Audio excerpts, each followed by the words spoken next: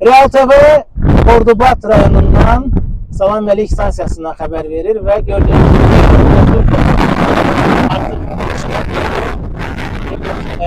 dəmir yol işləri, yəni dəmir yollarının yenidən qurulması işləri artıq başlayıb.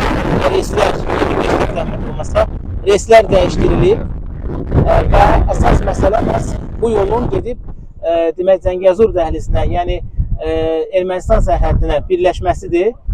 Qeyd etməliyim ki, bura Salam Məlik stansiyasıdır. Buranı hər kəs tanıyır, hər bir Ordubadda tanıyır. Çünki qatar fəaliyyətdə olduğu illərdə Meğri stansiyasından keçib məhz bura daxil olurdu və bura Salam Məlik stansiyasında dayanırdı. Buradan sonra isə Ordubada gedirdi. Prezident İlham Əliyev özünün müsahibəsində Zəngəzur dəhlizinin əhəmiyyət etdiyini xüsusi olaraq qeyd etmişdi və dedi ki, bu dəhlizdə artıq dünyanın böyük marağı var.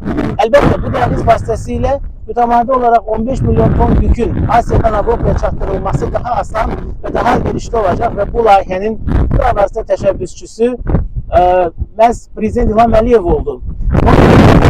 Artıq işlər başlayıb və burada mütəmadi işlər gedir. Araçlarının sahili gördüyünüz kimi və boyunca əvvəllər olduğu kimi dəmir yolunun demək məsələsini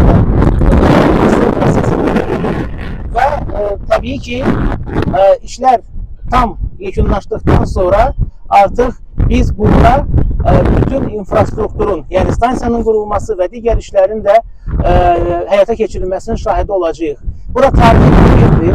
Çünki solumuzda Araz çayı, sağımızda Ordubad və arxamızda Zəngəzur dəhlizinin girişinə doğru gedən bir yol.